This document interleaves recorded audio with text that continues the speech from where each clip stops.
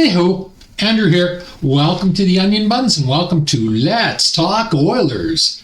Oilers versus Wild, Game 56, January 31st, 2026. So the pre-show. So I stated a number of games ago that the real tests would come when we face teams like Vegas, Minnesota, Colorado, and Dallas.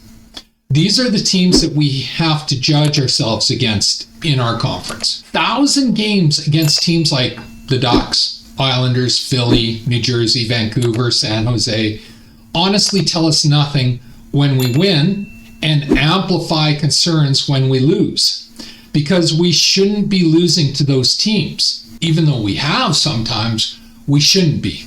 So this is the first real test in quite a while. We are 0-2 versus the Wild this season, but that first loss was completely us gifting them a win. Wallstad didn't have to make any difficult saves.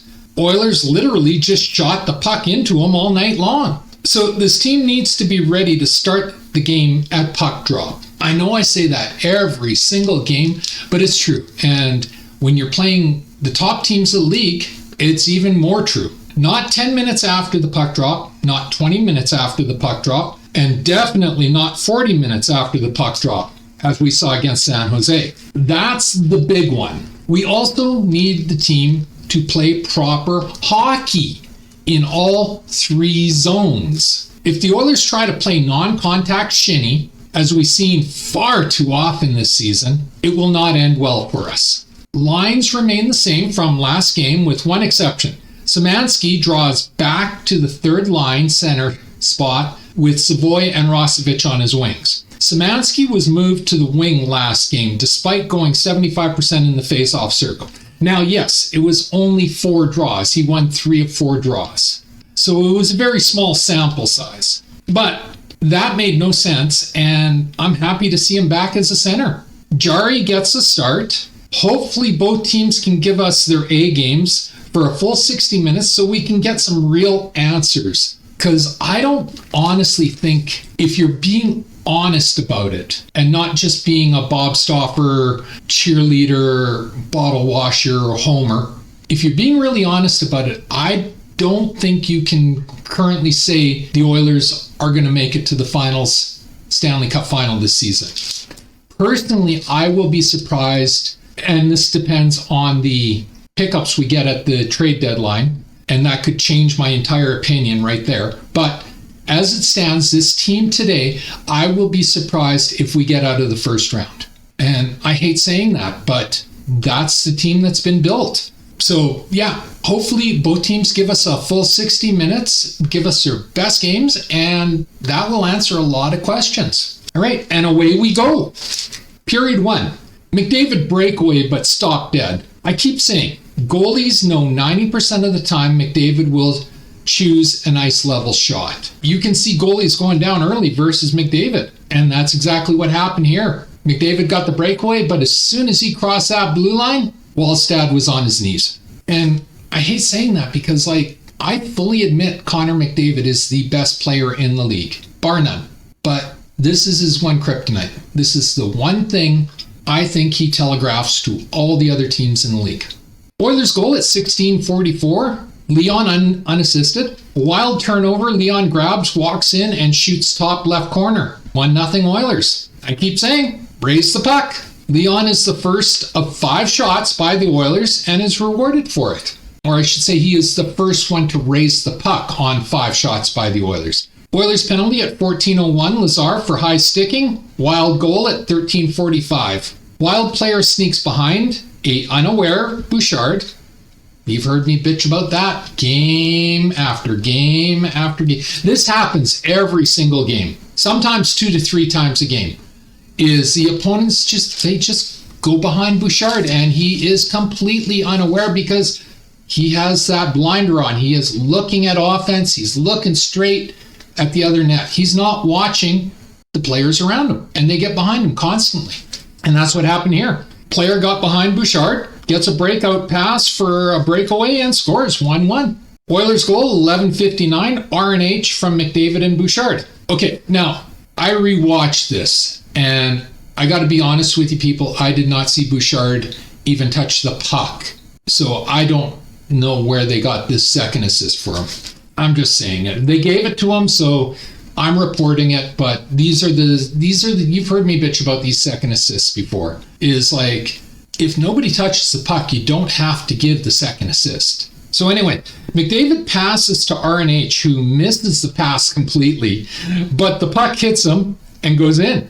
2-1 for the Oilers. Oilers penalty at 9:12. McDavid for tripping. Nothing comes of that. And then a Wild penalty at 4:48 hooking. Nothing comes of that. That's funny. I consider Louis and Jack to be the best announced team in the league, bar none. But every once in a while, they also say the stupidest stuff. Jack, Bouchard's one of those players who makes a bad defensive play 6 or 7 times a year. But you accept that for his offense. Jack, Bouchard makes 3 to 4 bad defensive plays a game. Not only 6 to 7 times a year. I think Jack's been drinking the Bob Stopper Kool-Aid. Wow. Yeah, I'm sorry. It's not only 6 to 7 times a season. It literally is. Well, I've seen it as low as 2. I've never seen Bouchard make less than 2 monstrous errors in a game, and I have seen it as high as 9 in a game. And that's just the honest truth. He's not good defensively, people. Oilers penalty at 44.6 seconds left in the first period. Hyman goalie interference. Hyman just steamrolled Wallstedt. He put his shoulder down and he bulldozed him right into the net. There was nobody around him, nobody guiding him, nobody tripping him, nothing. He just put his shoulder down and he ran right into Wallstedt. The Wild have been sloppy this period, and Zach doing that is guaranteed to wake them up. Wild goal at 35.9 seconds left in the first period. It was a slot shot, stopped, but the Wild player grabs the rebound, passes to the far post, where another Wild forward taps it in. Scores 2-2. And that's the end of the first. Shots on goal were 12-10 for the Wild, but the score is 2-2. So got my wish. Oilers showed up ready to play for a first time in 10 to 15 games. And it made a huge difference. I'm not a fan of the penalty Hyman took, as I would not be surprised to see the Wild come with a chip on their shoulder in the second period. But at least it showed he's physically engaged. Overall, it was a solid period, and we have a decent hockey game thus far.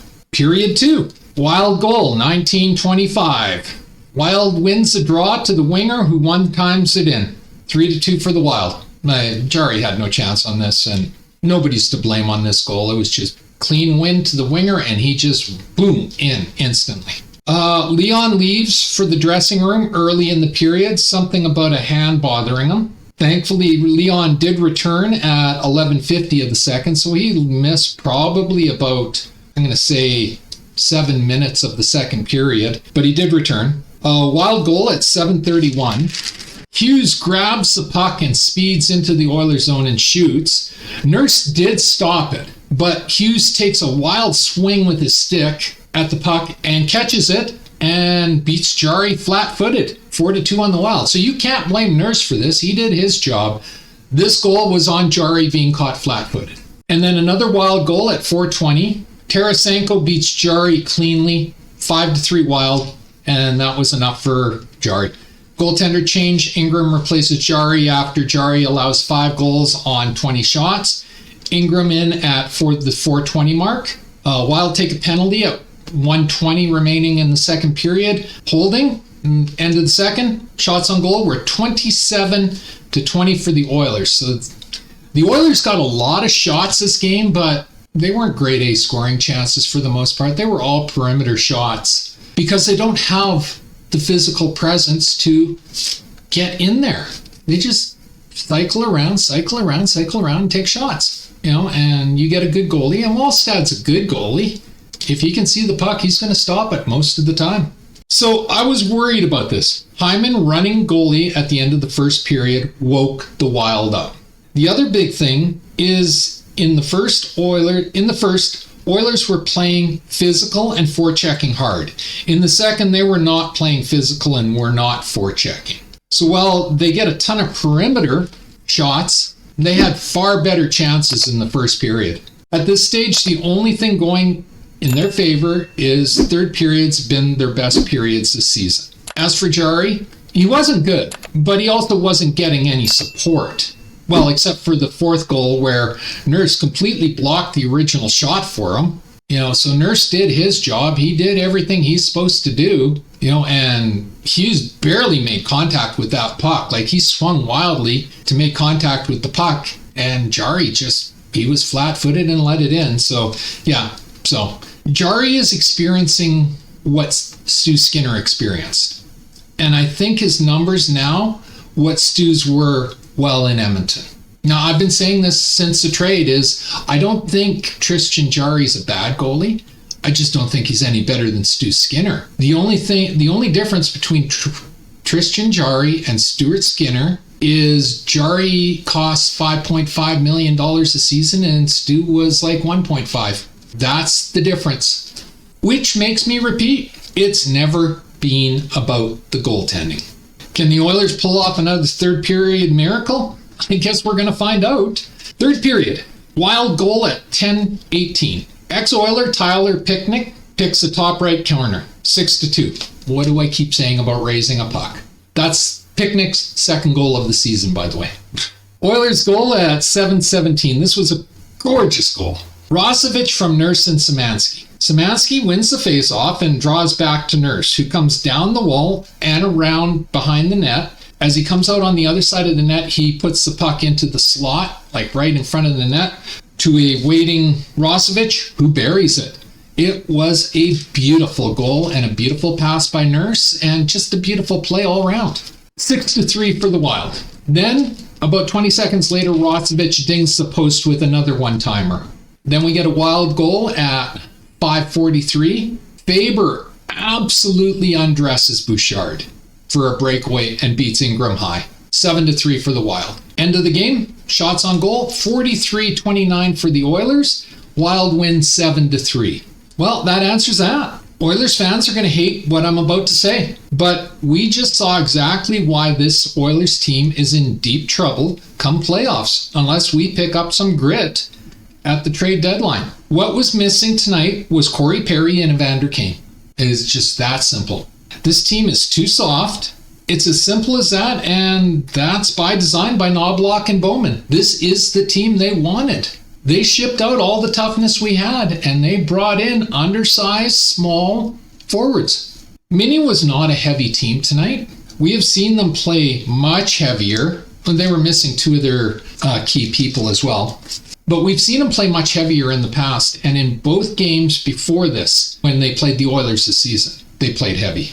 But they didn't play that heavy this game, and they were still too heavy for the Oilers to handle in the second and third period. It's only going to get harder the closer we get to the playoffs. Okay, this is funny. So I turn on 880 Ched once games end. While I'm writing my thoughts on the game I just watched. So Bob Stauffer is bursting a blood vessel in his enlarged forehead because he is desperate to blame the loss on the goalies, but refuses to hold Bouchard at all accountable. Rob Brown was having none of it. It is funny. Bob was back to his tired old routine of, sometimes you just need a save. Rob was countering with what I always say, the team in front of the goalies needs to play in all three zones. And Bouchard cannot have 3 to 4 massive defensive breakdowns every single game. And I swear to God, I heard a blood vessel pop in Bob's head.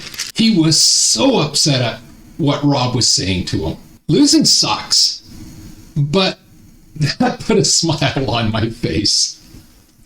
Truth is, the Oilers outshot Mini, but the shots were perimeter shots with very little net front presence. As I said, first period was actually quite solid period, but then it was back to the non-contact shinny, and I said that in the pregame. If this team tries to play non-contact shinny with Mini, it won't go good for him, and it didn't. And Mini took advantage of that. So what it is Oilers got all those shots, but they were all perimeter shots. Minnie got 29 shots, but I dare say at least 22 of those 29 were grade A scoring chances. That was the difference in this game. And that's why it was 7-3. You got to be willing to go to the hard spots to score. Minnie was, Oilers weren't. This team needs physical agitator and a physical presence. It really does. Like I said, Corey Perry and Evander Kane, that's what we were missing in this game. If we had those two players, this would have been a completely different game. 3 stars. I'm going to go with, and some people are not going to like this, 1, Rosevich, 2, Darnell Nurse, and 3, Leon Draisaitl. Rosevich had a number of looks and scored a beautiful goal. And he hit a post right after it. Like I said, he had a number of looks. Nurse was the only physical player after the first period, made a gorgeous assist, and plays hard in front of the goalies. Exactly what you would ask of your defenseman. Leon scored the first goal, and I'm giving it to him because he was smart enough to pick the top corner. Because again, this game, I didn't bitch about it, but I'm going to say at least 80% of our shots were that high off the ice and lower. We did it again. Wallstad, all he had to, and Wallstad was going on his knees as soon as we entered the zone. So he was on his knees and we were just hitting him. He made a few nice saves, but for the most part, we were just hitting him. The slugs, Bouchard and the team design. So for the slugs, Bouchard had 9 shots, but once again, he allowed his opponent free entry behind him. A nightly problem with Bouchard, and then was absolutely undressed by Faber. Like, this is going to be all over the plays of the week. When all he had to do was stand Faber up. That's all he had to do. He just had to not look at the puck and just stop Faber. That's it. And that would have stopped that play dead. As for the team design, you've heard me say it before. Too small, too soft, too passive. I keep saying it. Hockey is not just about offense. This team only focuses on offense. It's fun to watch when it works. It's frustrating as all hell when it doesn't. And the closer you get to the playoffs, it's not going to work more often than not. Oilers are now 28-20-8.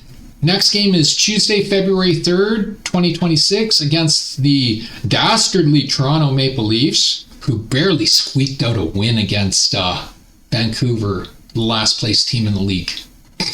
God, they're hurting. At 6 p.m. Mountain on Sportsnet. And that's my recap for today. If you like this video, leave a like, a subscribe, and a share. I'm trying to grow my channel, and a like, a subscribe, and a share does me wonders, and I do appreciate it. Takes 1 second to subscribe. Costs you absolutely nothing. Helps me immensely. Just hit the subscribe button on the bottom of the screen. If you're watching this on Rumble, please follow my channel. Always feel free to leave a comment. Please come into the comments. Tell me, did you see the game the same way? Did you see the game the same as Rob Brown, or are you drinking the Bob Stauffer Kool-Aid and saw it his way? Like, I would love to get some feedback telling me this one, because I literally had to stop writing. I was laughing so hard listening to Bob and Rob go at it, and Rob was just like, he was getting under Bob's skin, and Bob was just, like I said, it was on the radio, but I swear to God, I could hear a blood vessel popping in Bob's head. I'm not joking. So yeah, come in the comments and tell me, did you hear this? Do you agree? Like, give me your feedback. Also, leaving a comment really does help me with the YouTube algorithm and getting more eyes on my videos. And as always, pew pew pew and shit. Thanks for watching. Have a great day. Bye.